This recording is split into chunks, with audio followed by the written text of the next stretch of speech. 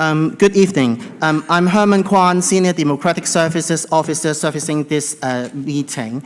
The first agenda item of this meeting is to appoint a chair and vice chair for 2024-25 municipal year until the first ordinary meeting of the 2025-26 municipal year. I understand that there's a nomination for Councillor Tom Reeve as the chair for this committee. May I have a proposer, please?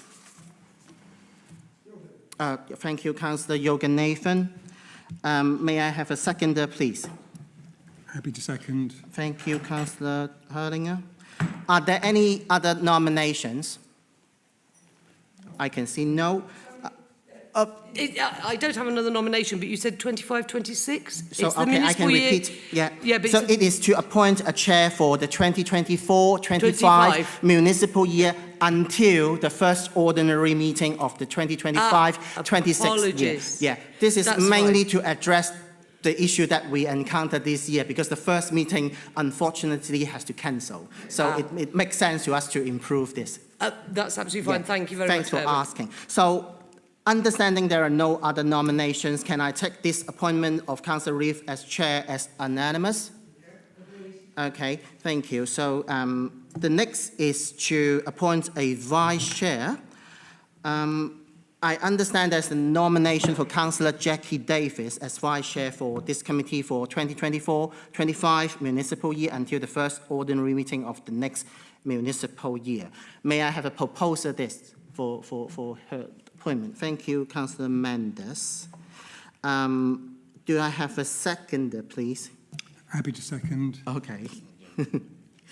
Councillor Hurlinger has second. Are there any other nominations? No. So can I take it as unanimous? Thank you very much.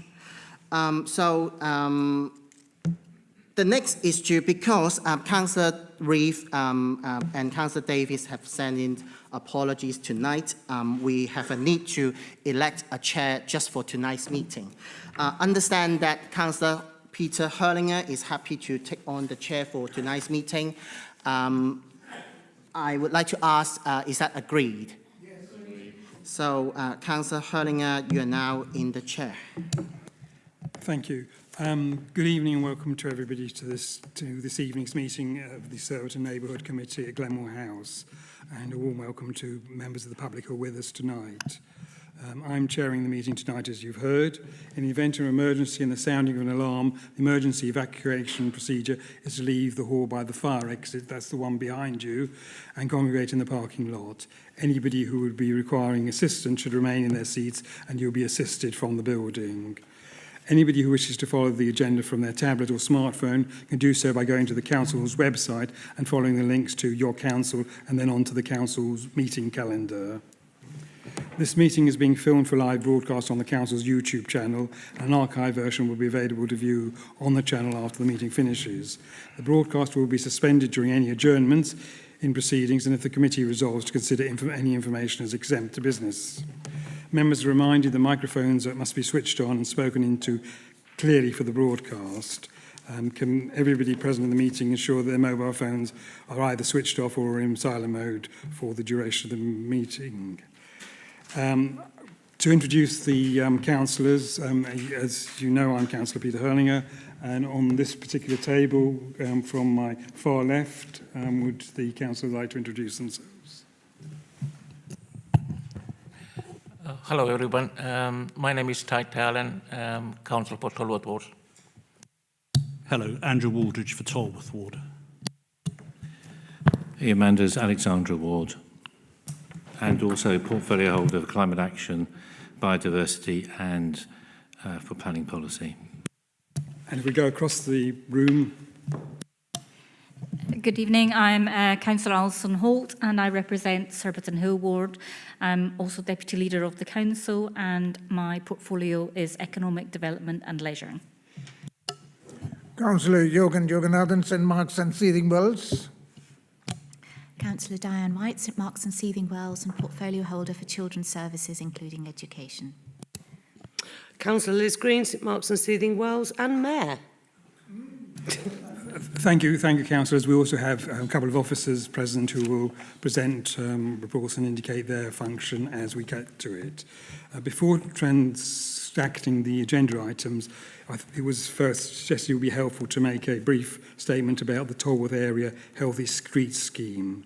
The committee approved a list of minor improvements to the streets using the Healthy Street tools for implementation at its special meeting on the 13th of March. The committee also delegated authority to the Assistant Director, Highways, Transport and Regulatory Services in connection with the Chair and Vice Chairman of this committee, the relevant portfolio hold and the relevant ward members to make changes to the list as required. With this delegated authority, the Assistant Director has consulted the relevant members on the 15th of May, taking a decision to proceed as planned with this list of minor improvements. A, entry treatment at junction of Thornhill Road - Hook Road. B, entry treatment at Douglas Road with Thornhill Road. C, 4 SIDS to encourage the 20 mile per hour in the area with locations to be determined. D, 4 vivacity sensors. E, new and improved slow and other markings. The Assistant Director's decision with all details of the consultations consulted was published on the Council's website and can be found by first going to your Council meetings calendar, and then on to decisions and search for officer decision - healthy street measures in the Tolworth area on the decisions page. Moving to item 2, public questions. The first agenda item is public questions. We have a period of no more than 30 minutes for questions on matters relevant to this committee. We obviously like to encourage questions to be submitted in advance so the officers have an opportunity to answer them, although this is absolutely not necessary. I've indicated that the people that have asked to ask questions are Surinder Meyer, Liz Mitchell, Alex Oates, Catherine Yates, Simon Laycott and Jan Wesclares. So I'll ask them to come forward in that particular order. I will invite each in turn to ask one question and to be given the opportunity to ask a supplementary question if appropriate. Any subsequent questions you may have we will only consider after all other residents have had the opportunity to ask their question if time allows. To allow all residents the opportunity to ask at least one question, please keep your questions to under 2 minutes and be as concise as possible. So I'd now like to ask... can you mention, sorry, Chair, is that Yes. Sorry, the officer's reminding me that he will indicate when you have 30 seconds left and when your time is up. So that hopefully will be helpful. So the first questioner is Surinder Meyer. And you've got the microphone in front of you. Hi, I'm a resident in the Tolworth ward, and I'd like to ask the council a question about what protocols and responsibilities the council take to ensure that housing associations offer a standard of living that is safe for the tenants, respectful for the neighbourhood in which they operate, and also safe for the community around them, particularly myself. I live next door with I've got a young family. I live next door to a housing association. Although that question applies to all housing associations, particularly when housing associations are housing vulnerable tenants that perhaps cannot advocate effectively for themselves. As Councillor Andrew knows, I have had prolonged struggles with PA Housing, who I understand own many properties and operate in the area. I will come to a follow-up question on Freedom of Information Act as to how many properties you are paying them to house tenants with, but I am not seeing any evidence of follow-through because they subcontract to another agency called Hestia, and again I have evidence which I have shared of unsafe practices. They do not support vulnerable tenants, and they do not, where they're placing vulnerable tenants, support the neighbourhoods, again in this example, myself with an adjoining property. So I come back to my question of what are the protocols and responsibilities of the council to ensure that housing associations offer a standard of living that is safe for tenants and the neighbourhood in which they operate? Thank you. Thank you for your question. I understand that today the Council's Adult Social Care Commissioning and Market Management team have written both to the care provider, Hestia, and to the landlord, PA housing, as you mentioned, looking to them to look into the concerns that have been raised and clarify who will look to the concerns as per the agreement between the organisations.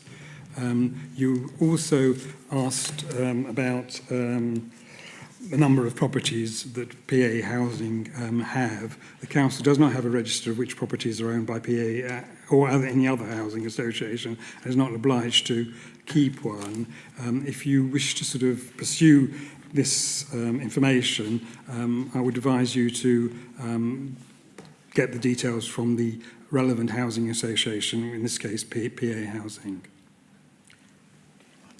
Do you have a supplementary? Well, can I just ask you to repeat the first question, because I want to make sure that the follow-up is not a weak follow-up, because I've had like over a year of weak follow-ups, not criticising anybody here, of we will follow up. And again, I think PA have got a reputation and a reputation for there is zero contact to that property. For context, one of their vulnerable tenants set fire to their property, which adjoins my property. There is currently a post on the apex that is hanging, and again, if that falls down, that will cause serious harm to somebody, amongst a plethora of other issues. So I don't know if you can give me names as to who's followed up, when the follow-up was made, etc., so that I can also follow up and continue to push. It just sounds a little bit anonymous at the moment. I mean, I'm happy to follow up with you separately to get those names, but... I don't think I can give you any further information. I don't think I can add. I've given you the particular team within the council. I think sort of outside the meeting you could request... Which team is that, sorry? The Adult Social Care Commissioning and Market Management team. Okay. I believe that Councillor Wooldridge wishes to add something. Evening, hi. Good to see you. I know we've had numerous conversations and correspondence. This is, I'm going to make a statement which is not particularly relevant to your specific case, so I'll stop blithering and I will say my statement. Here, in Kingston, we do care about our community. We have been receiving sort of constant reports regarding issues, sometimes quite serious issues. I've got one particularly now in Borough, which is particularly concerning regarding sort of antisocial behaviour, noise disturbances, general neglect, etc. Clearly, Kingston has stringent standards for HMOs, for instance, to ensure that they are safe and properly managed, addressing the usual stuff, fire safety, amenities, and antisocial behaviour.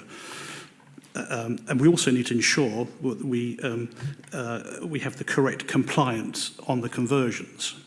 I'll finish very shortly. It is imperative that we tackle antisocial behaviour head-on to maintain the integrity and safety of our neighbourhood. Police, and I just had a quick conversation there with our policemen there. The police are in constant presence, specifically with regard to this location. Clearly, HMOs have their place in today's climate, financial climate. Frankly, a resource which is much needed, but not at the expense of the community. Constant antisocial behaviour from the same perpetrators is not acceptable. We will work together to ensure that all HMOs comply with our regulations, and I urge us, the council, and relevant teams to investigate and address the concerns promptly. That's my little ego statement for this evening, but so I will finish. Thank you. Okay, I will follow up separately to find out who it is in adult social care so that, again, I can take the necessary steps with a bit of specificity. Thank you. Thank you. Could I call Liz Mitchell, please?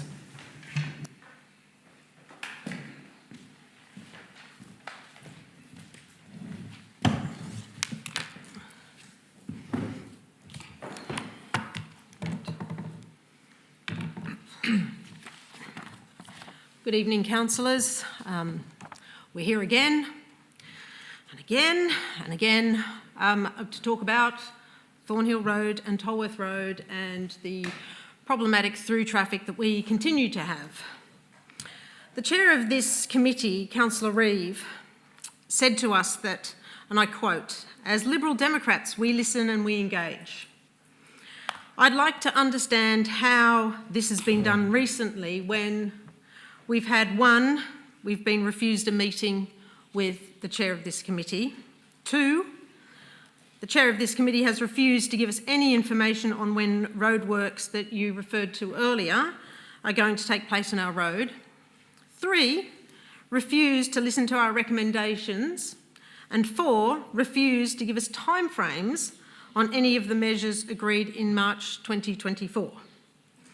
Additionally, Councillor Mander's advice to us about TfL was to contact TfL customer service. There was no individual or recommendation or introduction made. We had to go navigate the blob that is TfL. So, as Lib Democrats, how is this listening and engaging? You deliberately don't help us, and you deliberately don't answer or respond to us. How are Lib Dems listening and engaging with us? 30 seconds. Is this acceptable behaviour? That's the end of your questions. Yes, that is the end of that particular question, yes. Councillor Manders, do you wish to? Yes, thank you, Chair. No, what I wanted to talk about was the request from residents for a meeting with Transport for London directly about this matter. And so I want to just give a bit of information to the residents about this. So in April, I wrote to our contact in Transport for London. So we have a named contract. There's somebody who deals with local authorities in TfL. And I said that there were some residents in Tolworth who wanted to meet them. I described the background to it. And also how TfL wanted to have the situation at Tolworth Roundabout settled down after they've put in the extra lane and changed the traffic signals, to basically get an idea really of how traffic levels would be at the roundabout and elsewhere that would be affected by it. But they did agree, as it were, in principle, to a meeting. They said it wasn't usual for Transport for London to meet residents directly, and because normally they want to work through the local authorities. But in this case, they would be willing to meet the residents with local authority officers from Kingston there. And that would be after the traffic situation settled down. So we're talking about the late autumn, really, and probably an early winter. So that's the situation there. I will be contacting the residents who requested the meeting subsequently to this meeting. But just to explain is that I'm no longer the portfolio holder that covers transport. I have changed my brief and now I cover planning policy. So I have been in communication with the new portfolio holder that covers transport, and I will fully brief her on this when I can get to see her about it. So there will be some kind of letter coming to you, an email with more information on this, and with TfL we'll suggest some dates. Do you have a supplementary? Well, yes, I do. So you had a named contact in May. The traffic signal review has been complete, so we don't need to wait until autumn. Why are we hearing about this now? And we've been trying to get a meeting with Nicola, and it's been deferred and deferred and deferred and deferred. So I go back to my original question was, is it acceptable behaviour that this committee and people on it do not respond and do not engage as per the Lib Dem mantra?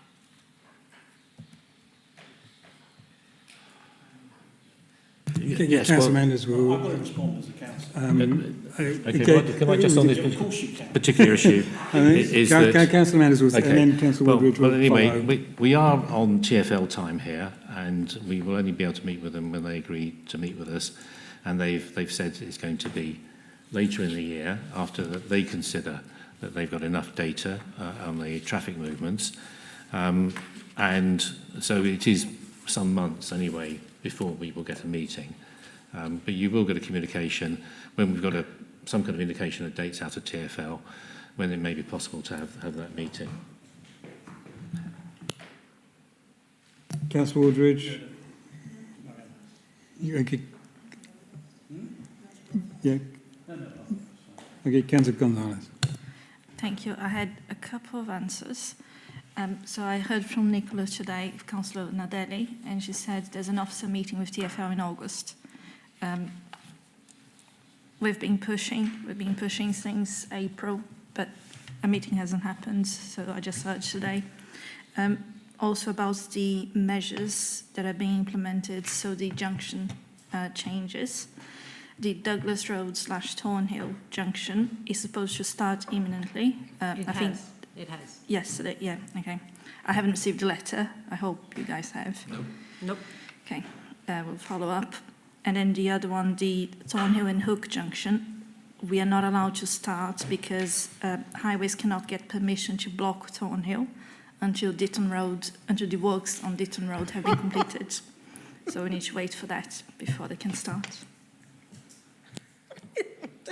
Councillor Aldridge. Yeah, unfortunately, the world does it happens. That sort of stuff happens. I mean, that's a 6-month project with significant gas, and it's a priority. We're trying. But surely you can ask for permission now to start it once that's finished. You don't have to wait for it to finish to ask permission to then it take place some months later. Well, can we let Councillor Aldridge finish?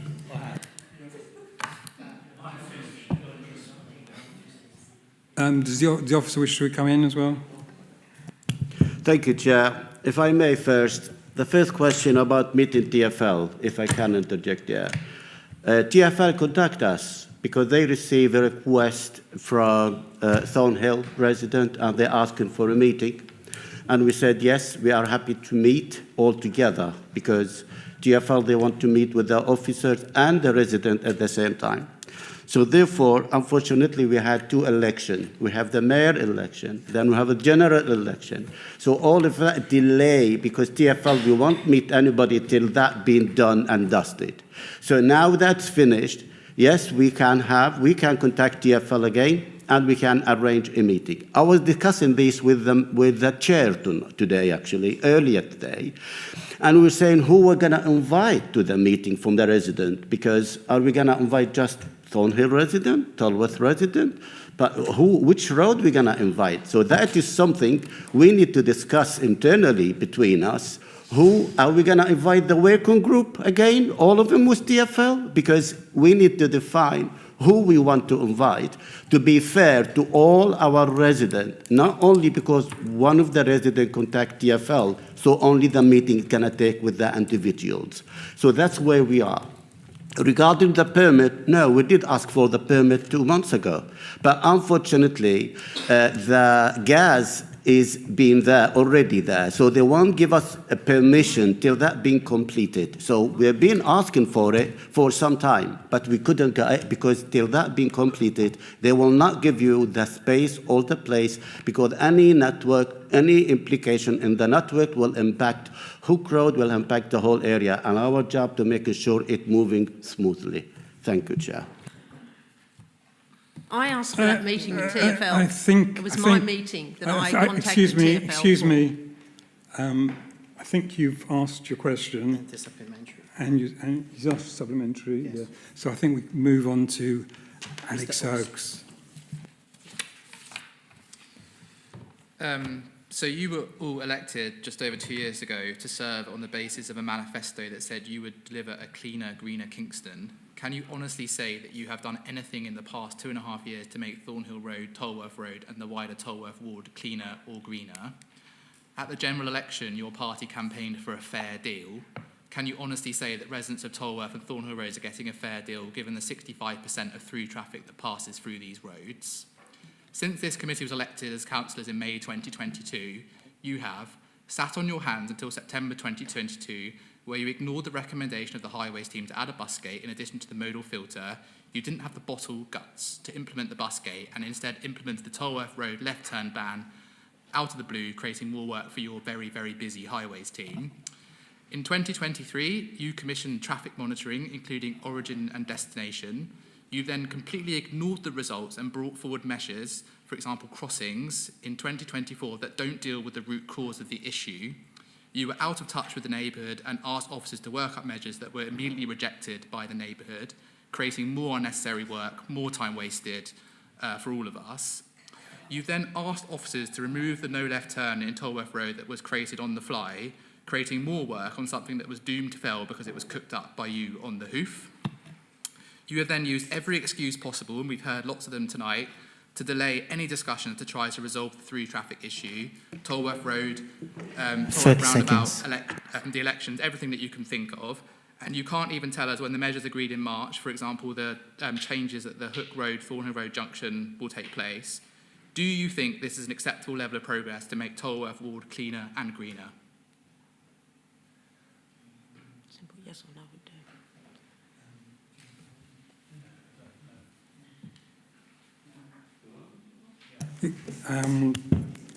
do. Thank you. First of all, I can assure my resident and my council as well, doing our best to make Kingston greener and calmer.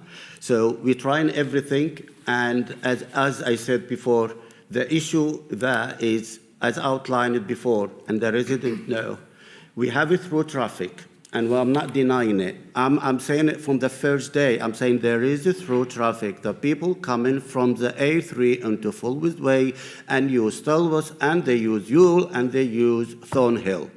That is fact. I'm not going to move from the fact. And if my resident want me to say it, yes, I am recognizing it. That's why we at the council keep telling the officers, push TfL, because we want to consider the bent left turn from the A3 into Fulwood Way. And that is why all our meeting with TfL is about this. How are we going to improve the situation for our residents to make it better for them? Because we know we can't just play with the area inside without addressing the main issue. And the main issue is really, as everybody knows in this room, it's from the A3 into Fulwood Way. Till that being addressed, wherever we're going to do, it's just cut and paste. It's not going to address the issue. We try to reduce the speed, yes. We try to put more sit sign to let the people to slow down, yes. But will that remove the through traffic? I'm afraid I have to be frank with you, there is no evidence to support only these measures will remove traffic. I can assure you, members and residents, we're doing everything we can. We still are working with TfL in order to accept, at least to try the scheme, because we feel that should try it and see the benefit. And that is what we're trying to do. I can assure you we're still pushing into that. Thank you, Chair. Have you got... Councillor Aldridge, want to come in? I think as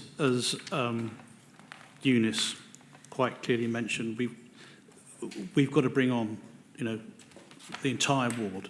The ward consists of 50 roads, 11,800 people. And you are very strong. You are very strong and powerful with regard to your road, which is Thornhill Road, and also Tolworth. But we've got to look at things in the whole, in the round, the ward generally. And I concur with what Eunice says. Anything we're going to be doing on that will have to be brought, the entire ward will have to be brought along with it as well. But I get the reason why you're so powerful on this, but it's everyone else as well. Do you have a supplementary? Yeah, so I'm hearing absolutely no defence from any of the councillors that you are helping to create a cleaner, greener Kingston. Sorry. That's a statement. I presume you want to No, it's make, a turn that into a question. Yeah, okay. Saying, so is any councillor here willing to stand up and say that you are helping to create a cleaner, greener Kingston in the Tolworth ward of everything that we've seen over the last 2 years? Was there any defence? Well, I cycle and walk everywhere I possibly can within the borough and within Tolworth, so I do my individual bit. So I was going to say something, but I've actually got a senior moment, so forgive me. So that's no. Chair, should I Yes, take go. that? I suppose as the portfolio holder covering climate action, biodiversity and now planning policy and formerly sustainable transport. Okay. Thank you. Yes, so there are seats at the front, which would probably help. In terms of being the portfolio holder that covers climate action, biodiversity and planning policy and formerly sustainable transport, we are completing the cycle lanes, which are interrupted by COVID. They're going to be finished, Surbiton 1, by next year, and also the one in Kingston Road in New Malden. We have also traffic levels have dropped all over the borough, and clearly our traffic calming measures have helped with that as well, and providing safer routes for cyclists. The air quality has improved as well, and we've also put substantial money into the parks. So Alexandra Park is getting new equipment, has already got new equipment, and we are increasing the number of friends groups that we're working with. We're developing individual plans for individual parks to enhance their biodiversity, and there's a whole host of things that we are doing which are improving basically the situation, particularly for nature in the borough and air quality. I could go on, Chair, but I do realise we have a full agenda and we need to crack on. Thank you. And we're not talking about the Tolworth ward. So I think we now move to Jan Beglar.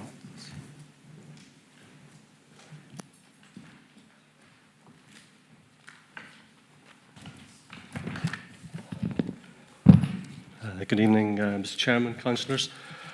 My question is regarding the similar decision, Annex 5, on the 13th of March.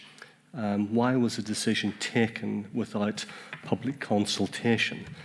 Now, this the Thornhill Road, Hook Road Junction scheme is almost identical to one that was unanimously rejected, if my memory serves me correctly, some 8 to 10 years ago. You look at the plans and the radius of the turns there. You talk about reducing numbers of large vehicles. Well, the largest vehicle that uses that turn is invariably the K1 bus. Now, we've had this a number of occasions over the years in the Surbiton Kingston area where roads have been had the radiuses changed, the buses still can't get round them, and all it's going to do is cause a build-up of traffic both on Thornhill Road and on the Hook Road. Because somebody wanting to turn right out of Thornhill Road onto Hook Road, when the bus is approaching, everything's just going to come to a standstill. There has been no thought of what the impact on the traffic is going to be.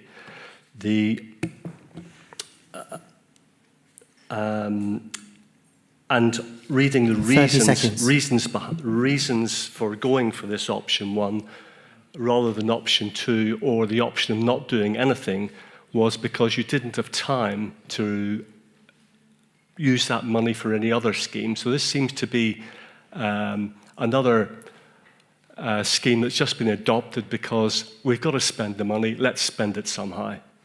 So can we have a rethink about this, what it's actually going to do to the traffic? Who's decided on the radius and the changes of this junction, and have the bus drivers been consulted? Can they get round? I think you've got all your points in the 2 minutes. Does the officer wish to come in first? Yes, sir. Thank you. I'll take the first point. There is a number of them. About the consultation, as the committee outlined on the 13th of March, they approve Annex 5, and they've delegated power to the Assistant Director working with the Chair, Vice Chair, and Ward members. So at that meeting, to take me to the second point, when we present the scheme to the ward members, I have to say, the first thing they said, well, the buses, they can't do that. They raised it. All members, they raised that question, and they accused us of not doing our job properly. I said, I can assure you. Then we've done turning movement, which is tracking, and that tracking will show you how the bus will be turning from Hook into Thornhill and from Thornhill into Hook. There is no way we're going to introduce a scheme and that's not going to accommodate K1, because it's not only K1, it's a SGV as well, because there is sometimes people, they want to have delivery, they're going to have SGV. So I can assure the resident and members that has been thoughtful, and the Kingston, the buses are aware of the scheme, they have been consulted, and as well as it has been designed in order to accommodate them. And yes, it may slow traffic down, I'm not disputing that, but the reason why we keep talking about we need to introduce something to make the people not to use Thornhill. So what we're trying to do is to introduce measures to make it enter and exit Thornhill is not as easy as you think. So that by doing that, we want to encourage people to use an alternative route. That's one of the options first. Second, we are tightening the radius because the pedestrian, when they cross, it's a lot safer for pedestrians and cyclists when you tighten the radius there. But like what we do always, after we introduce the scheme, we've done road safety stage 3. What does that mean? After the operational or being implemented, we'll ask an independent consultant, and he will do the safety audit and will tell us if it is any issue with it or not. But so far, all the design showing us the movement could be done and the capacity will not impact it, and such will have longer queue on Thornhill. Thank you, Chair. Thank you. Do you have a supplementary question? Yeah, I would just comment that I've lived in Malvern Road for 36 years, and I've never once seen a K1 bus turn left into Thornhill Road without encroaching on the opposite side of the road. Now, if you narrow that road, all that's going to happen is if a car happens to be stopped at the junction, the bus will not be able to turn, and everything just comes to a grinding halt. Safety, yes, I agree with, we've got to look at that, but 36 years, I've never seen an accident there. If you want to spend money and do something, look at the zebra crossing just beyond Thornhill Road on the way up towards the Hook roundabout. That's an accident waiting to happen purely because of the traffic congestion and people trying to cross when cars are stopped either side. Sorry. Is that a statement or a question? Yes, so it's a question. Have a look at that instead. But the question I first asked hasn't been answered. Why was that decision taken without consultation when the same project was rejected unanimously in the past after consultation? It seems to me that the Council now wants to, does a bit like the EU, ask the question. If they don't get the answer they want, they ask the question again a few years later. Who wants to go in first? Thank you, Chair. First of all, I'm not aware of there being a consultation 10 years ago regarding this entry treatment. I'm happy to look into that. I've been dealing with this neighbourhood for 7 years. I've been dealing with council 30 years. But anyway, I haven't been told there is a consultation previously. I haven't seen anything in our file. But I can assure you, we didn't introduce the scheme because we need to spend the money. All what we can do is to give the money back to TfL. We don't have to spend it. We can just give it back to TfL. Yeah, please and give that it back. It's taxpayers' money. It shouldn't be wasted. That it is what it is. We introduce it because we felt it is a safety issue and we want to introduce the pedestrian crossing there. So that's why it's being introduced. And I'm happy to show you or send to you that tracking, which it shows the buses are able to do that turning. Thank you.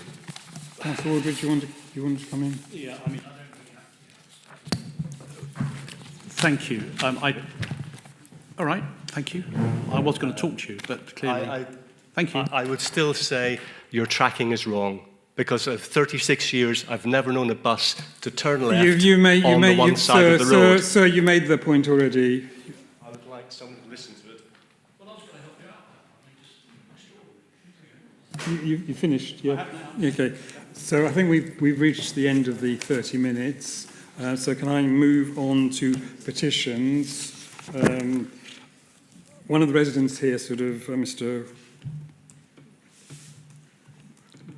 Riddle, sent a notice of intention to submit a petition on potential planning application in accordance with the Council's petition scheme. Petitions relating to planning applications will be not dealt here under this scheme, so the resident has been invited to follow the consultation procedure for planning applications.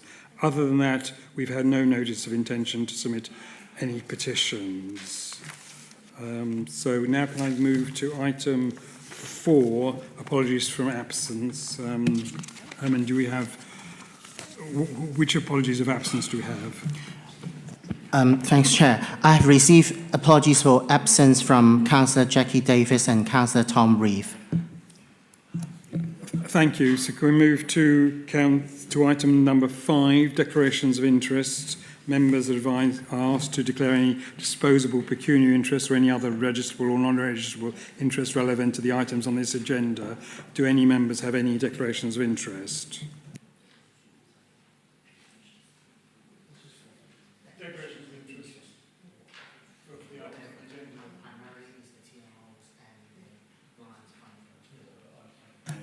Councillor Wood, you've got a declaration of interest. Would you like to... Yep. So he's made... Okay, fine.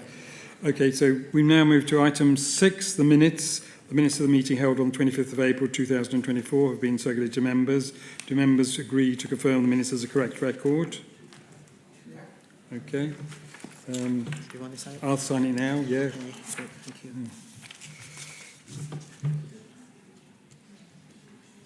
Okay, I've signed it. So we now move to item 7, which is the community policing update, and we have Councillor George Alloway to give us an update on Sergeant George Alloway to give us an update on policing matters in the neighbourhood. Thank you very much. Thank you for having me. I guess the most important things that we concentrate on as a neighbourhood are the crimes that have the biggest impact. Doesn't matter necessarily if they're particularly low value in crime, but the 4 that we look at, burglaries, theft of motor vehicles, theft from motor vehicles, and theft of pedal one, I don't know if you guys have been made aware, but one of the biggest things that's happened over the last 2 months is there was a spree of burglaries of the shops, which really affected Berrylands and Surbiton Hill. There were 2 brothers that were going around. They were just smashing the windows and grabbing the tills.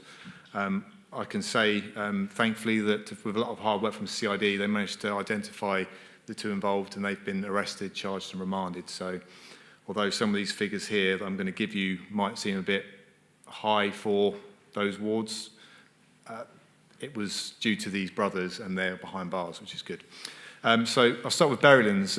Berrylands, over the last 2 months, have suffered 2 residential burglaries and the 2 shops, which is a business community, so 4 in total, which is fairly high for Berrylands, but still the 2 residential ones, 1 a month, is fairly low. So we do a lot of work with the victims of crime and hold a lot of high visibility events on the streets that are affected, so that any neighbours that need reassuring come out and talk to us. The same with theft of motor vehicles, again, low. We've had a couple, a Ford Transit and sort of a high-powered sports car go. It is very difficult for us to catch these guys because they're such low numbers. It's just here and there, month by month. Theft from motor vehicle was only at 1 for 2 months, which I think is pretty low. And again, that was only someone leaving their car open, which is something we find frustrating across all the wards, really. No matter how many times we say, lock your cars, people don't always remember to do it. Theft of pedal cycles in the Barrylands area, nothing, which is really good. Moving on to Tolworth, they've had 2 over the last 2 months, residential, and the business community was 1, but we think that was an internal matter with family, which is a shame. Again, theft from motor vehicles up at 3, which isn't particularly high for that area. Again, it's just people leaving valuables, cash and things, and they're getting the windows smashed, and it's just it's people that are just seeing the opportunity at the time and grabbing it. They've had 2 theft of motor vehicles, which have both been mopeds. Again, difficult to pinpoint when they're going to strike, and no theft of pedal cycles, which has been really good. Actually, the only theft of pedal cycle we've had across the 4 wards has been at Surbiton train station over the last 2 months, so a real improvement, and I think that's really down to the troops who've been doing a lot of the bike marking events that you might have seen on the different wards. St Mark's, again, we've had 3 burglaries. I won't go into details of those, but one was a chap that had a male escort over, and they've stolen some of his items while he's been in the loo. A student room at a campus, someone's gone in, another student, and taken some items, and an empty property. So although I'm not discounting that those burglaries are burglaries and important, it isn't your impact if that everyone thinks someone's up, you're upstairs asleep and they've broken in while they're upstairs. It's not that sort of impacted burglary. Theft of motor vehicles, theft from motor vehicles, from St Mark's is 2. Again, quite low, over 2 months. It's 1 a month, and that is just valuables. There's no pattern to it. And the theft of pedal cycle, I've already told you about at the train station. No vehicles have been stolen, which is good to hear. And lastly, Surbiton Hill, they've had the 4 shops were burgled by these brothers. Outside of that, there's been 4 other burglaries, but 3 of them were domestic, where partners have come in when they shouldn't have come in and taken things. So, I mean, read into that as you will. Finally, for Surbiton Hill, theft from motor vehicles, we've had a van that had its tools taken, which is a real improvement because we had a problem with that on the previous quarter where someone was going around the wards and really breaking into vans just for their tools. So I think due to us focusing on some of these problem areas, we've got that down, which is good. A couple of mopeds have been stolen again. It's difficult to pinpoint with 1 a month, and no bikes have been stolen, pedal cycles. So positive from me. And the only other news is that Tolworth Broadway has now got a unified sergeant, which isn't me, unfortunately for you guys. But they are, so they've just taken over, so they'll probably be at the next meeting, so they can, or before that, they'll probably all meet you before then, but that'd be really good because Tolworth Broadway does need a unified sergeant looking after that, and the 2 wards have merged. Tolworth and Alexandra are now under 1 sergeant, which I believe you've been emailed about by Mr. Hunston. Is there any questions or any burning issues that you'd like me to answer? Councillor Hunt, would you like to start? Thank you for the update, and whilst it's not a huge number, it's still very traumatic for the people involved. But I did have a resident. I think that it's probably I've noticed myself at my ward, as you said, that a lot of the shops had been targeted with the windows being broken. So it's good to know that those 2 individuals are no longer around. But it's because that does definitely have an impact. The businesses are already struggling, and if they've got to replace their frontage, so that is good to hear. The thing that I've been made aware of is the lane that goes up from the station, running up at Glenbuck and at South Bank. There seems to be some people gathering there, graffitiing and things. So I just wondered if that was an area that you might ask the local team to patrol and just keep an eye on, because the residents are saying it's consistently happening, and there's been not just the tagging of the street art that we've done, but also they're now doing it on the brick wall, which is a private wall, not so it's just I'm not sure if you're aware of that, but it was just if you could see if they could keep an eye on that area. Yep, absolutely. I can send my guys, if I haven't already been down there, to look at the graffiti and take some photos and see if it matches any of the other graffiti that's around the wards. But yeah, absolutely, we can build that into our patrol plan because it cuts up quite nicely to the Alpha estate where much of our work is. I've got Councillor Green and then Councillor Manders. Councillor Green. Thank you. Yeah, so we've had recently in St Mark's, and by recently I mean sort of over the last year, a couple of instances of drug using in private spaces / antisocial behaviour that goes with serious drug taking happening. Now, our local team have been absolutely brilliant. Becca and Emma and Paul have all been totally on it. But what worries me slightly is that what we're doing is just moving said drug users and dealers, because there's been dealing going on as well, around. So, you know, it's here in this car park, and then they help deal with that, and then it moves over there, and then it moves over there. So I just wondered if there is anything happening on a more borough-wide basis using the intel that you're getting at the local level to try and catch the drug dealers and help the drug users to be able to sort of resolve it. I'm not expecting you to say, right, there's no drug taking ever in Kingston Borough again, because, but just to help with that, because I know that becomes a worry on isolated incidents. Yeah, certainly. When we come across people that we see as vulnerable that are clearly stealing and committing offences because they are on Class A drugs, there's a mandatory referral that they have to sign up to when they go into custody. Otherwise, they basically get in more trouble.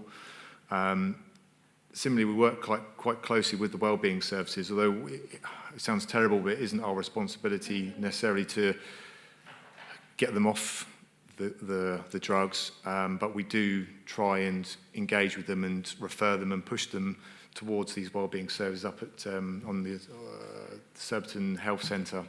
If we come across a vulnerable adult, we are duty bound to put a report on, which then gets pushed through to the referral agencies and the safeguarding. In regards to proactive work, yeah, it's an ongoing issue because street dealers are always replaced. I quite enjoy going after the street dealers and the ones that you sort of bring the knives and things like that into the borough. But the most effective stuff that goes on behind doors are the county lines and the Orochi teams. They're actually looking at the phone networks, looking at who is this dealer texting, how many people are they talking to, who is this guy, who are they talking to, and it's incredible what they can do with that information. They can track them, they can place the handset, the drug line handset at home, they can follow it to different locations, they can then get CCTV of where that handset's been when they go and top it up. It's incredible. So there is stuff going on all the time to target drug lines. Every so often they have a week of action as well to take the dealers out. But it is unfortunately an addictive drug, and with the credit crunch and the economy, you know, people are unfortunately sort of getting into debt and having to turn to things like drugs and stealing. I don't really have a perfect answer for you, really, but we just try and. It sounds selfish, but I look after you guys. I look after this area, so I try and make it as difficult as possible for people to commit offences in your area. Sorry, I just want to come back. No, that's great. It's more about knowing how that your intel is being used. Because like I say, our St Mark's team been absolutely brilliant, very proactive, very on it in terms of, you know, we've met and we've talked about CCTV and other things as well. How can the council work with the police? It's that intel being passed up to the bits that aren't your responsibility directly, but is in everyone's interest if we can capture the drug dealers. Yeah, I mean... Without... It is a public meeting, so you don't have to tell me everything that you're doing, should I just say? I personally don't target the drug user because they're always going to be... A lot of them will always will take drugs, and no matter what you do, they'll, unless they get some serious help, they'll always be trying to pick up drugs. But it's the drug dealer, like you say, that I tend to target. We use intel from various sources. We can't sort of say in an open forum, but we do target the drug dealer as opposed to the drug user, who we'd rather get help for. Councillor Manders and then Councillor Thalen after. Councillor Manders. Yes, just to say on cycle theft, well, there's two forms of cycle theft explained to me by the police, and is that there's the theft on the streets, which is the one I think we all think of. There's also theft from people's sheds and places where they keep the bikes at home. On the streets, is that when I was covering transport as portfolio holder, I did take part in regular meetings which included the police about encouraging cycle use, and all the statistics show that if somebody has a bike stolen, they are more likely to give up cycling.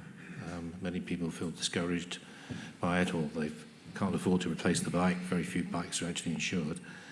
So one thing the Kingston Council has been doing with support of the police is putting stickers on all the Sheffield stands, the cycle parking hoops, telling people to use two locks to lock the bike at the back through the back wheel, and also at the front through the front wheel, and to properly secure their bike. And I do hope anyway that's had some effect.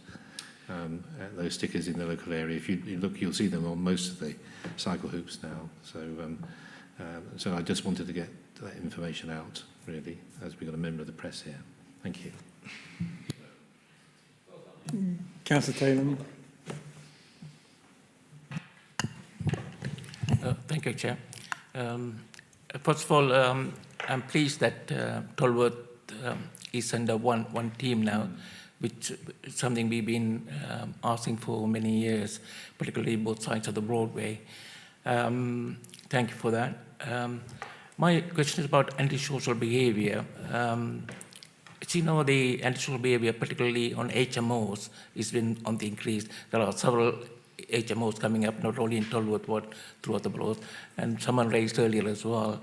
Particularly tenants put in by the agents or housing associations, mostly vulnerable people, with some people who have drug habits and all that.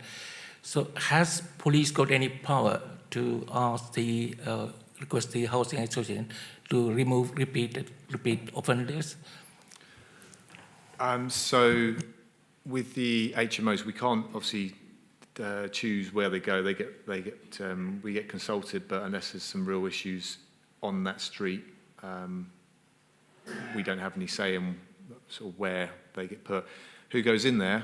Up until recently, it was fairly unregulated, or they didn't really send it to us. But I have to say that a number of problems have been raised to us. We have got contact with the HMOs, who's agreed to give us names of people going into said locations, so we can just run very diligent checks so that we aren't putting unsuitable people in areas, and also just so we know that Joe Bloggs is there, so we can go to him straight away, because we know that he's caused problems before he went in prison, and just to say, look, this is the rules.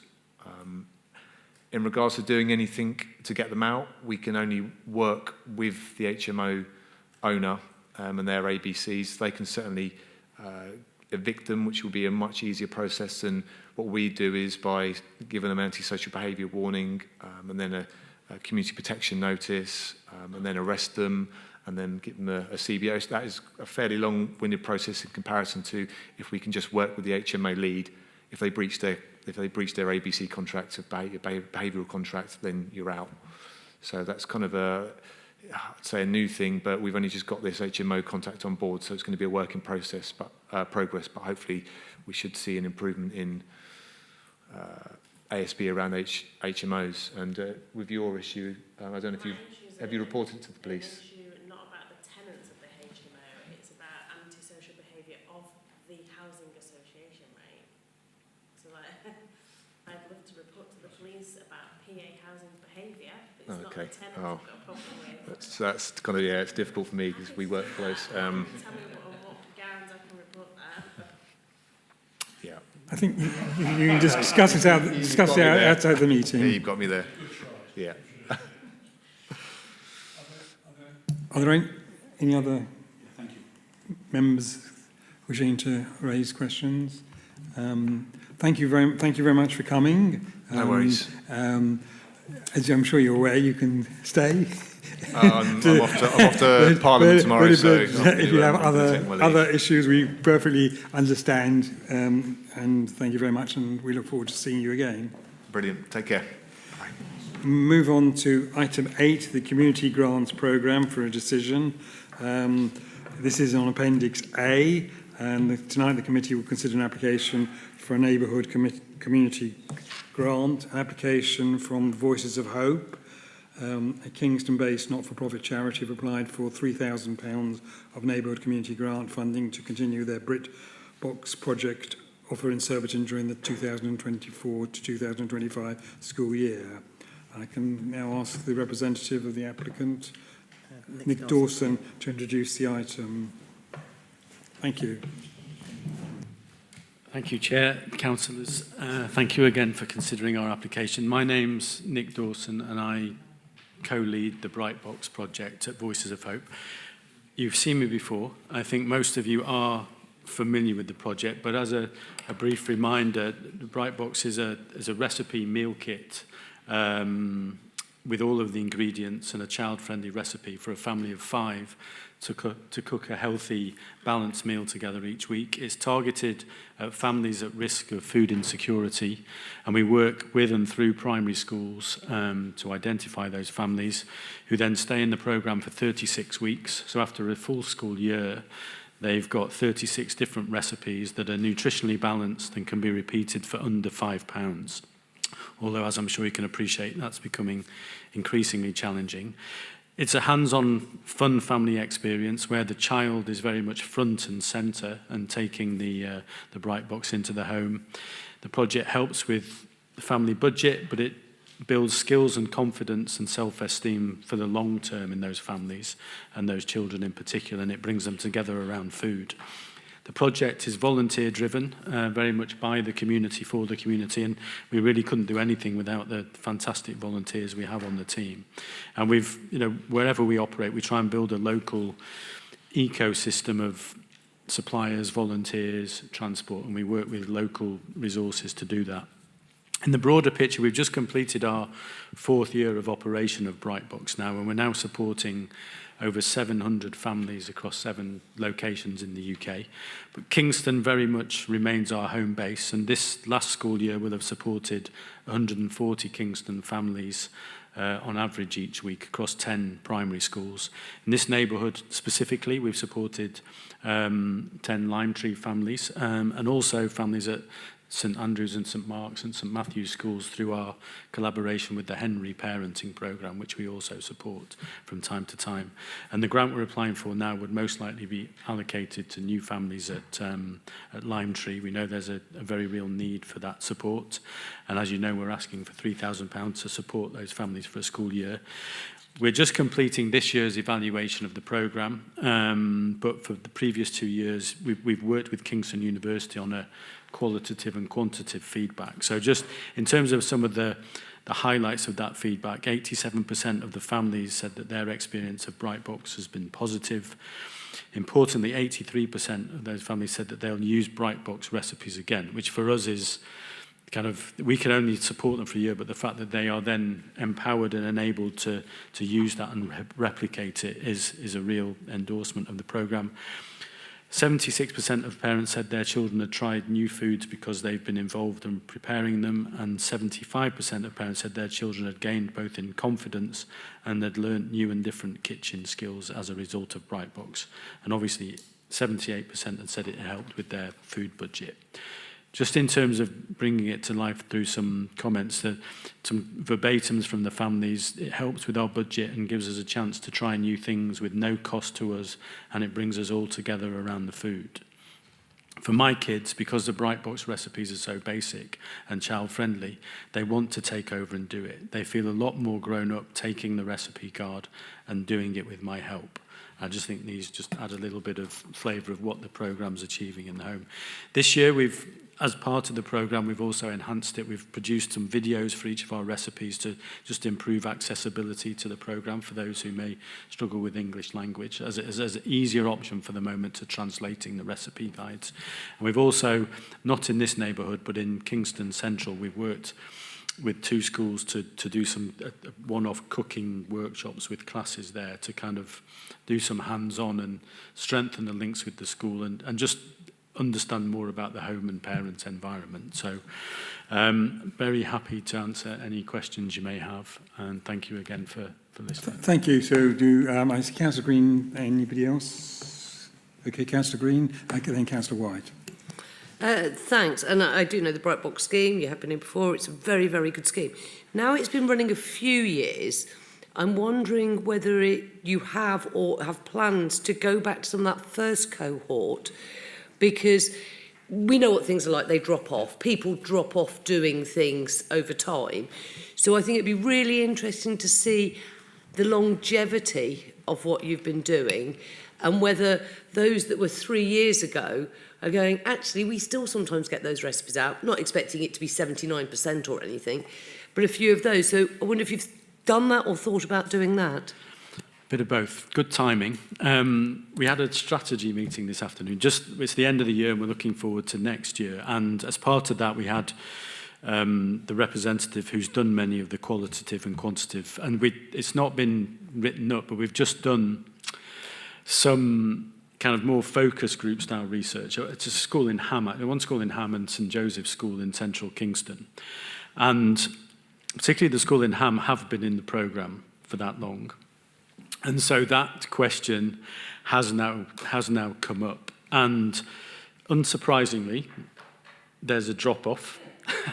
But we were very encouraged to hear, actually, that those children are still eating more healthy things. They are still keen to get involved in cooking in the kitchen, and they're still kind of maintaining their like of the foods that they tried and carrying it on. But as we move forward, it's an excellent point that we need to understand the cohort so that we're now thinking about what can we do before the programme and what can we do after the programme to actually enhance the longevity of the impact. So we're on it. We haven't got, and we'll share the evidence, but we will build that now because we plan to do the research each year and factor that in. Brilliant, thank you. Councillor White. Thank you very much. And one of the things I do love about everything that you do is the way that you're always moving forward and always looking for the next place, and you don't stand still ever.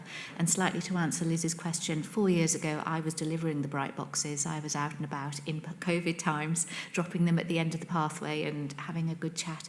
And I actually spoke to somebody on Friday who referred to that and told me about what they were still cooking and what they were still actually doing. So it definitely does. So someone like Young Carers Project would be able to review that for you as well as be part of that work. But I just wanted to say how supportive I am of everything that you do. I love the idea of the cooking and taking that and actually doing the face-to-face cooking with the children and young people as well. But one of the other areas as a voluntary sector organisation, your volunteers and the way that you have young people from Blossom House coming and being part of it. There's so many different strands of learning that you weave in throughout is absolutely wonderful. So it's a fantastic sort of community effort from everybody. So thank you very much, and I'll be supporting it. Thank you. Councillor Taylor. Thank you, Chair. The question I was going to ask, they partly answered. Again, it's a wonderful project. I was involved during COVID time, as you know, and we still support the project. The question I was going to ask, the families you will be selecting for the next term for this grant, would it be all new families, or I know there are drop-offs as well? So how would you select them? They will definitely be. I mean, they will be new families. As I say, with Limetree, I think you're probably familiar with the schools. Within the borough, Limetree is quite far and away the school with the highest kind of free school meal percent. So that's where we've focused our efforts in the key stage 2 children there. And obviously we'd love to be able to give it to everybody, and I always say that, but that's obviously, of course, of the funding. So we will work very closely with the school to ensure that it's new families who are benefiting from it. And the stipulation, obviously, is free school meals but they're aware of any specific vulnerabilities of the families. But one thing we have learnt, and it's just something to reinforce, is that the programme, and on one level, it could be a box of ingredients for a family, really much food insecurity relief. At the other extreme, with the full engagement, the benefits, as I've just outlined, are many. So we are finding that key stage 2, year 4 and upwards. So we are encouraging all the schools to focus on families within those last 3 year groups of school to really enhance the benefit of the programme. And obviously there are the many food insecure families in that group. I don't know whether that answers your question, Councillor T. Are there any more questions? Can't see any hands up. So can I now move from the Chair the following recommendation: the application 3,000 of Neighbourhood Community Grant from Voices of Hope, as set out in paragraphs 5 to 15 of the report, be approved. Do I have a seconder? Yep, I've got plenty of seconders. Which one do you choose? I'm Judgment of Paris. Councillor Holt, I caught my eye first. Would members who wish to speak indicate? Does anybody wish to speak, or should we go straight to a vote? Agreed. Okay. Thank you very much. That's unanimously agreed. Great. Thank you. Thank you. Thank you very much for your support. And as I always say, an open invitation to come and see the work we do, and if you'd like to speak to some of the schools, that's also something we can organise.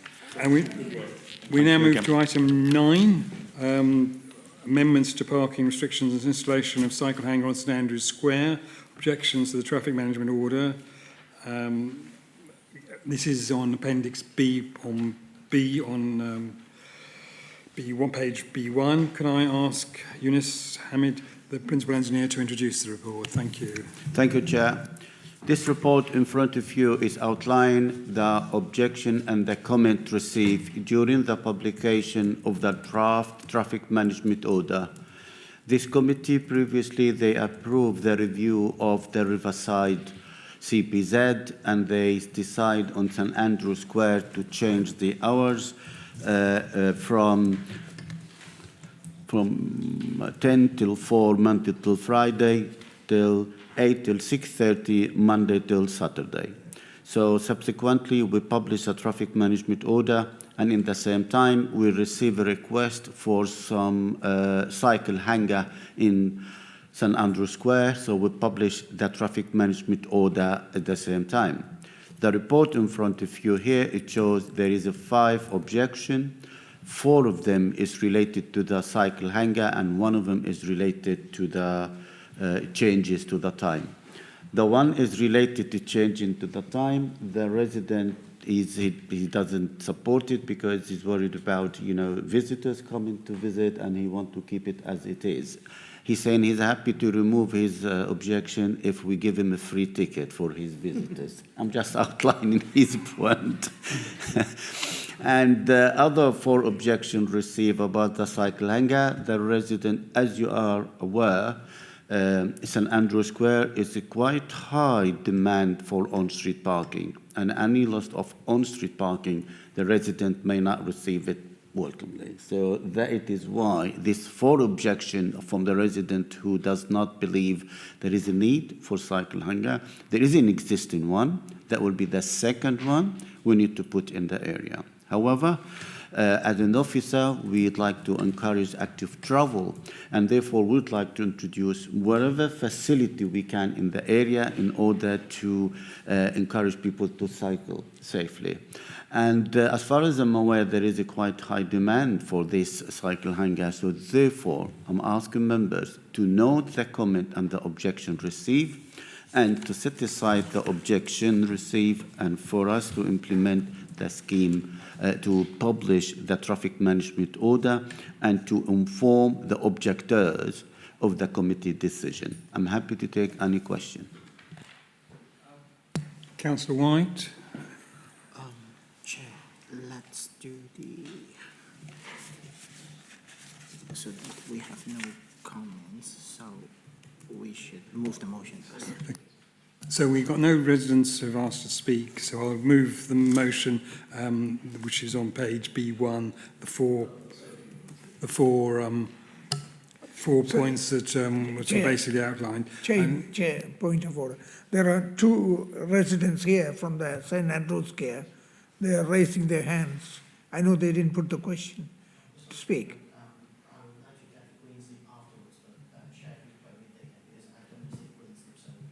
Okay, we didn't receive a green slip, so we weren't aware that they wished to speak. Yes, okay. Yes. So you, I presume that you wish to speak. Well, I'll take the opportunity. Yep. You can come to the mic, How much time and if you give your name, sort of, so that we record it for the minutes, and the usual procedure is to have 3 minutes to put your questions and comments. Okay, my name is Ian Roscoe. And sorry to interrupt, Okay. So that you don't have to look at your watch. Herman will sort of indicate when you've got 30 seconds left and also when the time is up. Okay, I've not actually prepared anything. My name's Ian Roscoe. I'm a resident of St Andrew's Square. I'm aware of the park, the bicycle hangar and the plans for changing the parking regulations. I was actually there with Liz Yogan and a couple of other people when the idea of the bicycle hangar was put in place. This was primarily because there were a lot of bicycles actually attached physically to the railings. The positioning of the hangar seems to be a bit of an issue. It seems to me to be rather dangerous because it's on the northern side of the square, in an area where there are 50 bins left out permanently, and I think you knew that I was going to get that in somewhere. The accumulation of dirt that comes around these hangars is going to create a dangerous situation. So I would suggest if a hangar has to be put in place, it will be waited until the bins are actually, the issue of the bins is actually resolved and that the cleanliness of the square is actually sorted out. I slipped up in the square because of other things this week, and it is becoming a very serious issue. I would also suggest that the idea of having a bicycle hangar in place be only looked at in the perspective of having a ban on bicycles attached to the railings of the square. In other words, you need to incent the people who really need to use the hangar to actually use it. So in brief, I would say that I think the positioning is wrong. I think you need to balance the need for a bike hanger against the having signs up on the square. And of course, there is the issue, the obvious issue of reducing the parking places by one. As has been rightly said, there is great demand for parking in St Andrew's Square, and this is going to actually reduce parking by yet one more. I think that's briefly a sort of an impromptu comment, so thank you for giving me the opportunity to make it. Thank you. And the other gentleman, do you wish to come forward?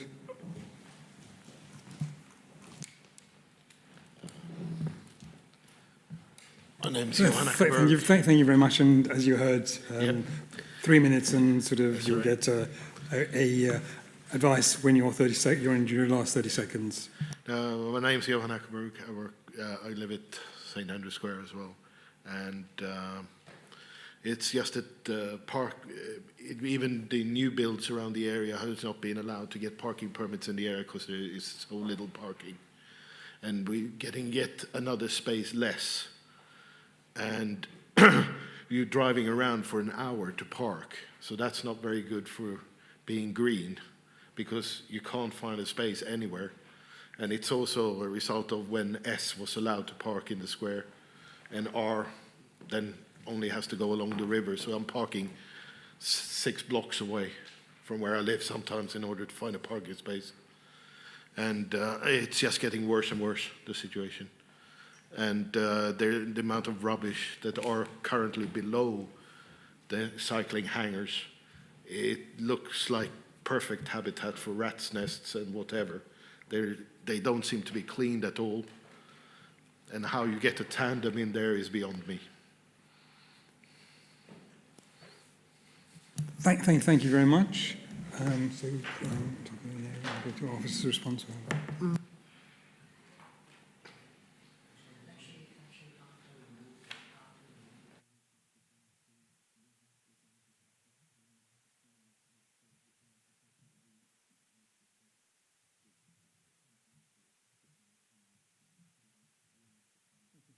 So we can now move to the debate. I think Councillor White was the first to indicate that she wished to speak, and are there others? The seconder for the motion. Yeah, but sorry, there's a seconder from the motion. I mean, advised. No? I'll second it, even if we yes, might just want so to change it. we've got just so something we on can the debate table. it. So we've got something on the table. Yeah, thank you, Councillor Green. And then for the debate, would Councillor White need to start? Thank you very much. Can I do comments and questions at the same time? Yes? Yeah, that's fine. Comment that I've had quite a few residents get in touch about more bike hangers in this area, and I know that it's come out of the fact that when there was an open engagement, people came and said that. My question would be, though, is the where we put it. And that is where the majority of the comments have come from. It's not actually about having one. Surprisingly, it's more about the where that it goes. So is there a possibility that we reconsider where it actually goes? Is it something that we can agree on here tonight, that in principle there is a new one, but it maybe goes around the corner on Maple Road? We look for somewhere there. It still sort of addresses the need in the same locality. And in fact, actually, to be honest, quite a few of the residents have been in touch, I've heard from, probably on at Maple Road anyway. But is that something that we could possibly agree to do, that you could bring it back to ward councillors and the chair, and we could approve where it might go? Thank you. You'd like to come back? Yep, thank you, Chair. I'm afraid you can't, because the traffic management order is related to this parking space, which you are removing it from being a parking space to become cycle hanger. So if you want to replace it somewhere else, I know what you mean about agreeing to the concept, but agree on the details. I'm afraid this is about the details.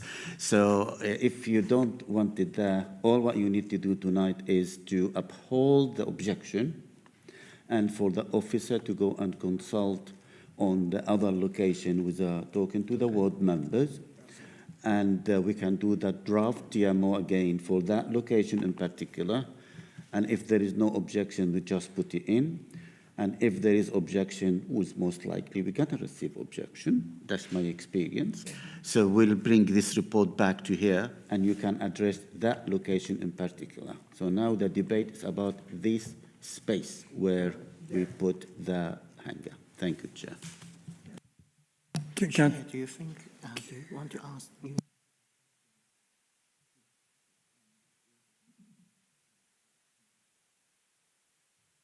Yeah, Eunice, did you want to add anything to your in relation to what the residents' points they made?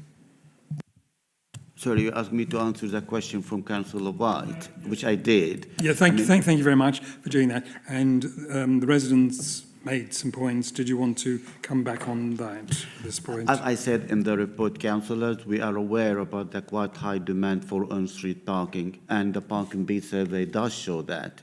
And there is not a lot of reserve capacity in that, but I can understand the resident point of view, why they don't want to lose any on-street parking. I fully understand that. And about the cleansing of the hanger, the cycle hanger, as they are not really our asset, so I'm happy then to take it with the managers or the people who look after them in order to make sure that will be taking place. Thank you, Chair.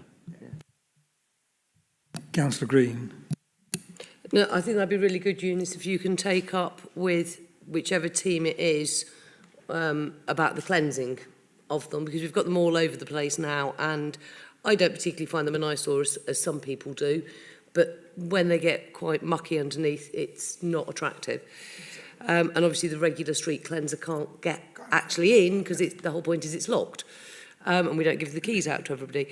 I agree with Councillor White. I think we need a cycle hanger, but I'm not convinced outside number 6 is the right location for the cycle hanger.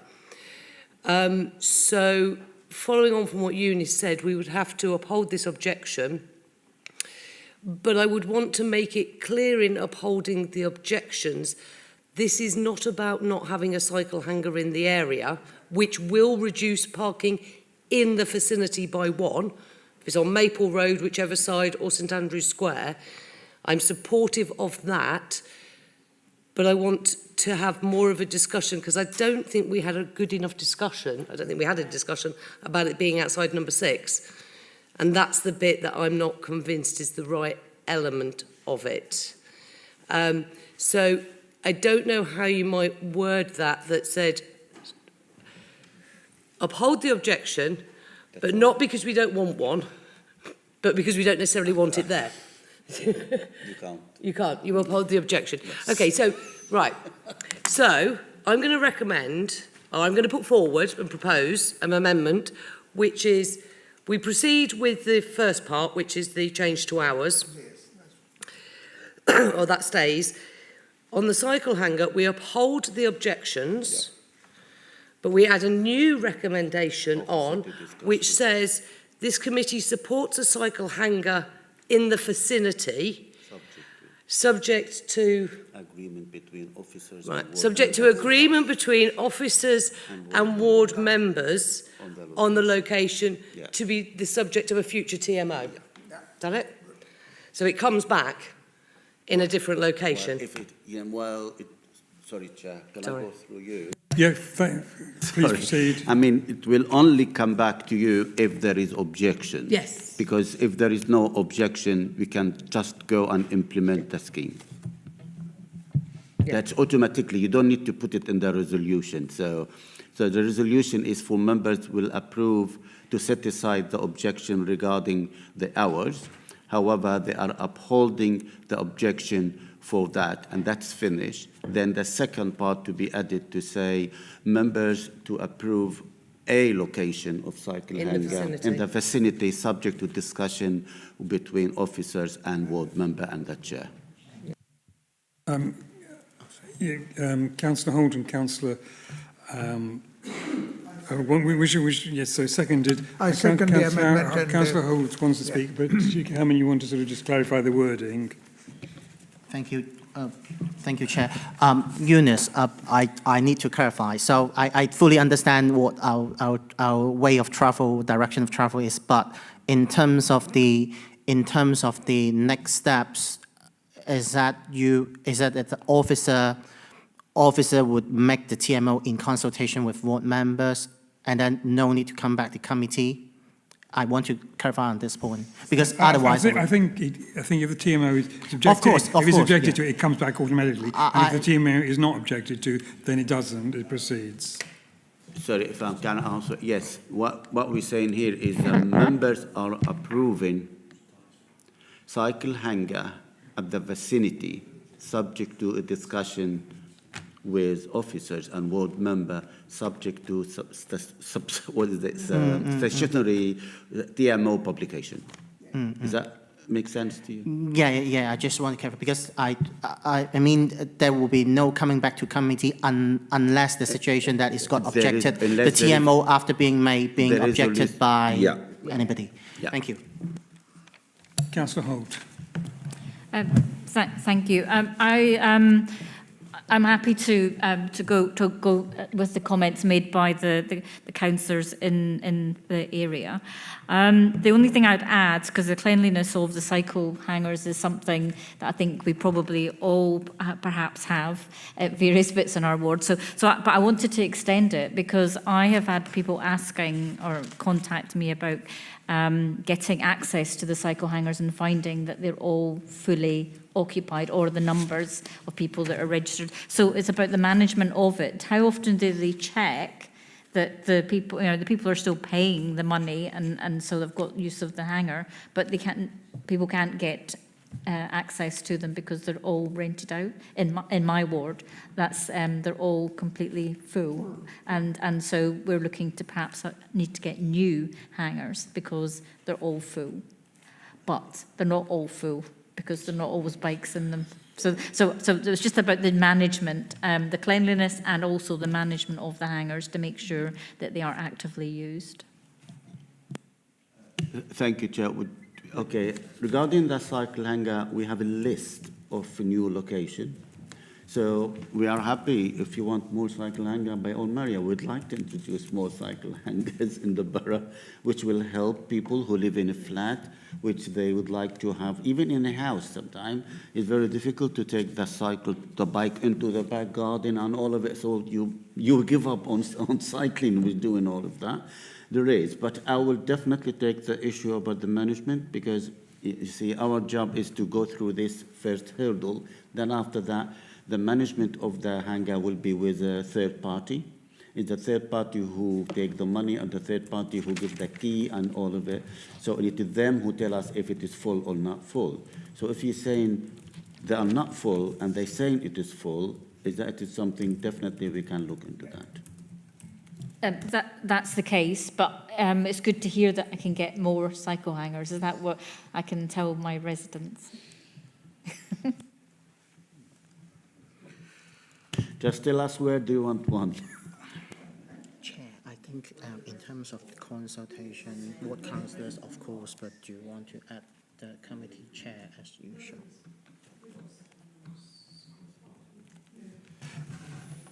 Does anybody else wish to speak on the amendment?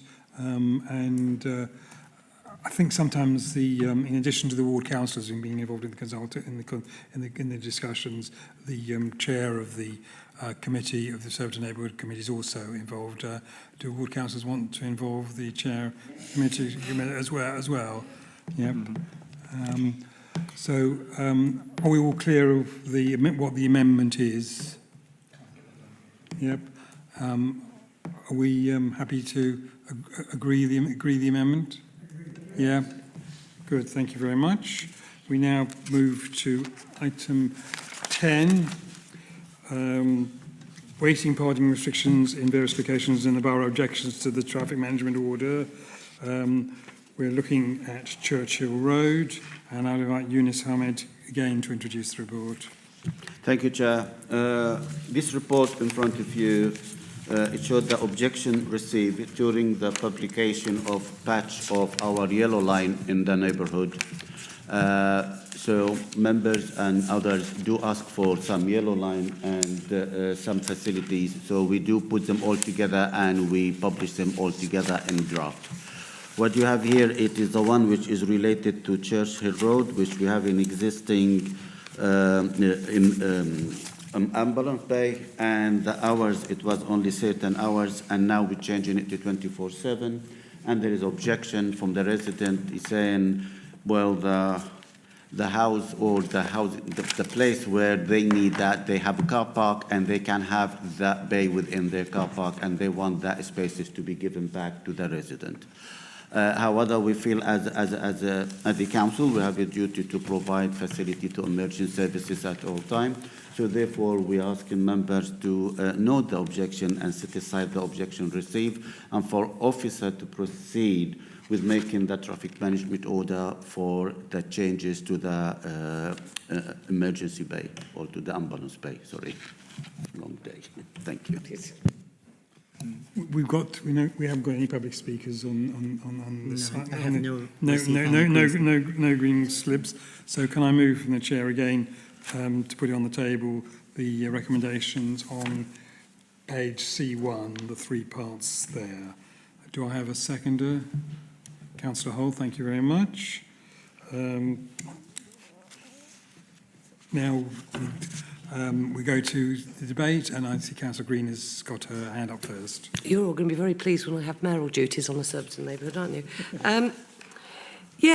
To be honest, I've never really understood why there is an ambulance bay there. I know we've got Murray House, but there isn't one outside Ashton Bennett or Parish Court, or indeed even the care home on Adelaide Road. And they're all retirement living / care home / older person accommodation. I've never known why we had it, and therefore to increase the hours of it, I suppose the question is, did this request come from the ambulance service, the London Ambulance Service? Did Murray House ask for it? Where did the request to make it at all times come from?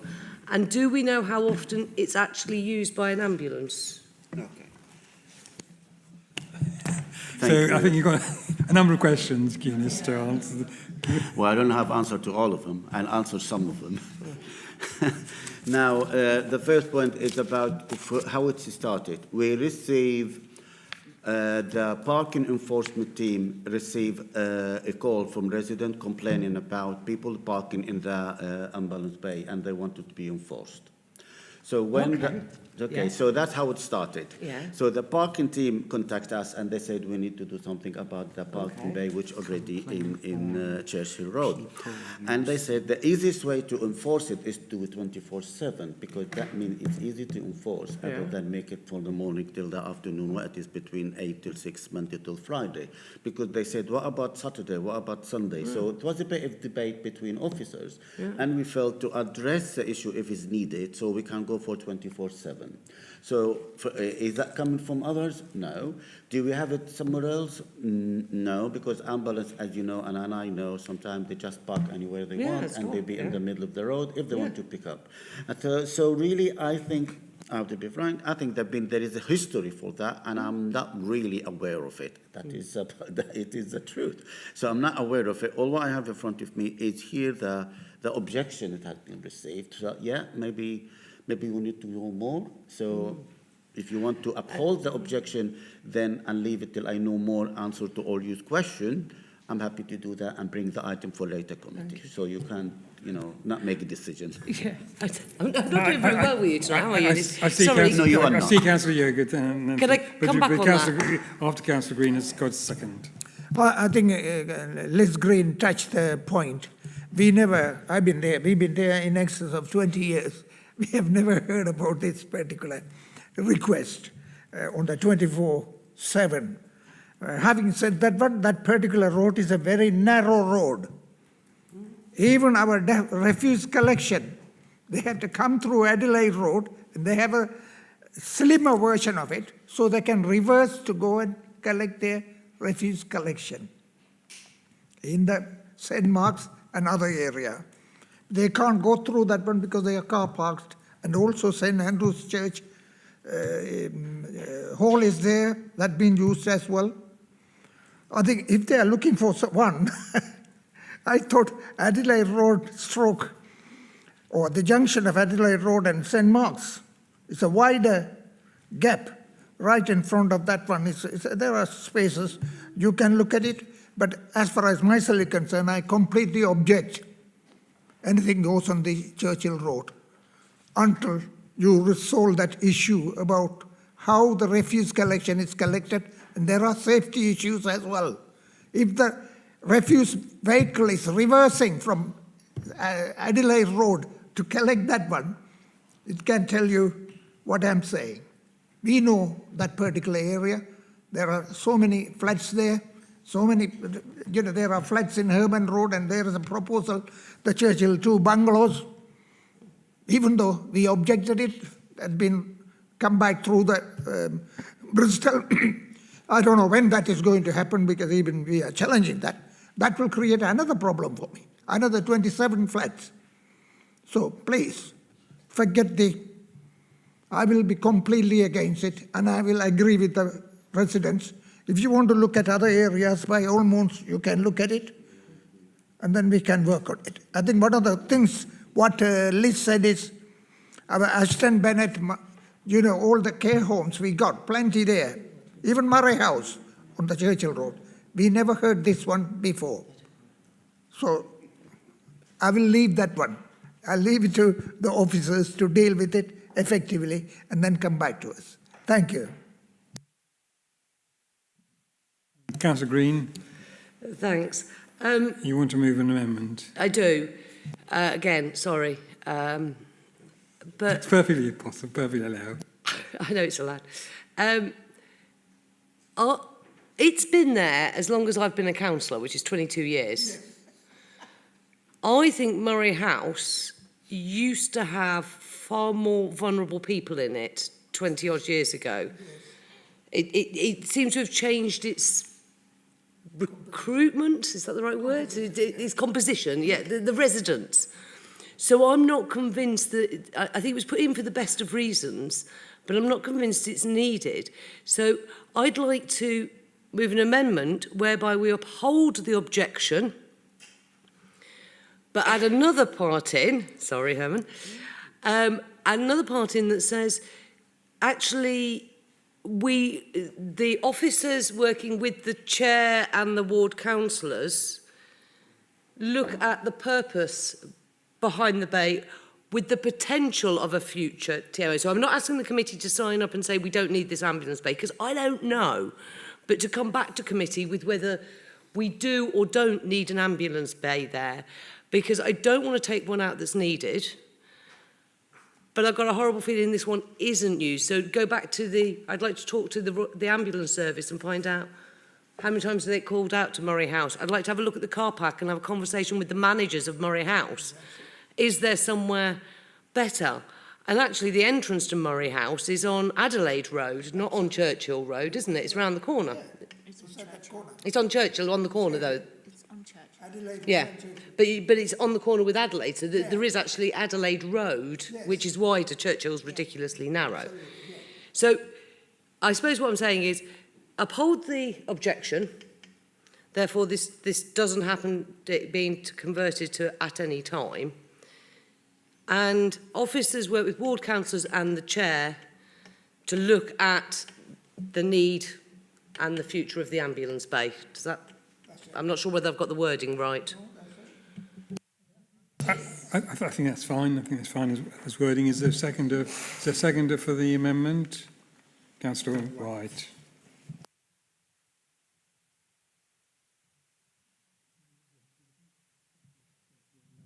Okay. Anybody wish to speak any further on this? I've just been told they go down to age 40. That's not bloody old. I mean, it's whether officers, yeah. Yep, Eunice. Sorry, Chair. I'm wondering if I can, what I've heard from Councillor Green is, my summary will be to members to uphold, first, to note the objection and the comment received. Second, to uphold the objection regarding converting it to 24/7. Third, officers in working with the chair and ward member to establish if there is still a need for the ambulance bay. If it is not, traffic management order to be done in order to remove it. Okay. Yes, I move that. Councillor Green is moving to amend the amendment. I presume Councillor White is happy to second the improved amendment. Yes. Anybody wish to speak further?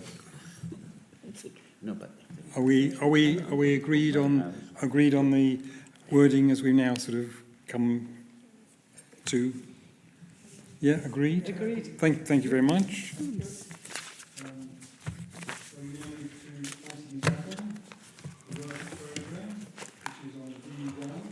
Move to the work programme, which is on D1. Do members have any comments on the work programme? Councillor Gonzalez. Thank you, Chair. It would be good if we could add something about the Toll of Healthy Streets programme, because as we heard today and many times before today, it's still a live project, so it would be good if we could have an update about the discussions with TfL at some point this year.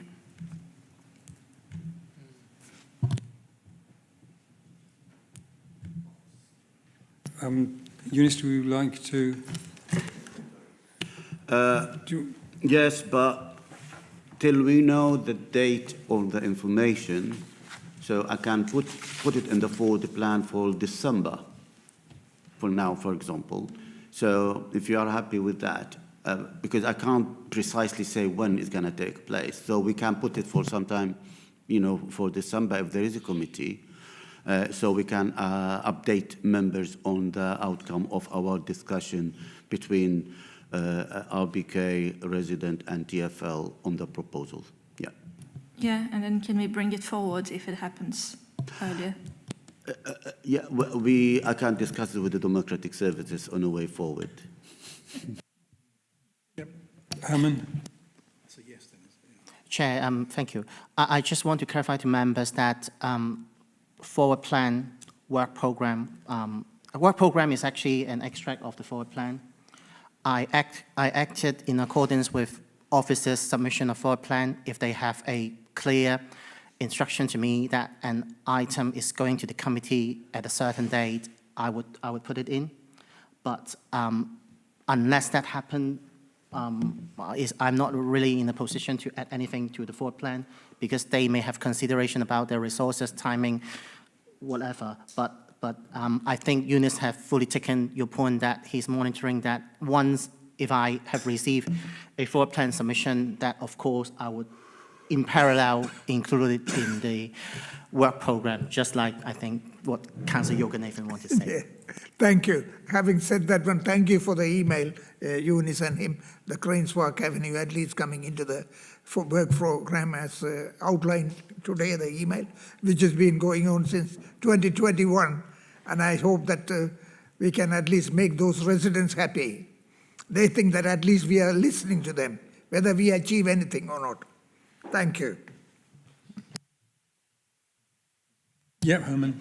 So thank you, Councillor Yoganathan. Just to confirm in the meeting that the Cranes Park Avenue item I have received from officers, the submission to floor plan earlier this afternoon. I would have it included in the next publication of the floor plan. It should be next Tuesday. Yeah, thank you. Thank you for that. I already sent a reply to you as well, Herman. Well done. Keep it up.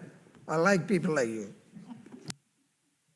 Anything else on item 11? So item 12 is urgent items, and there are no urgent items.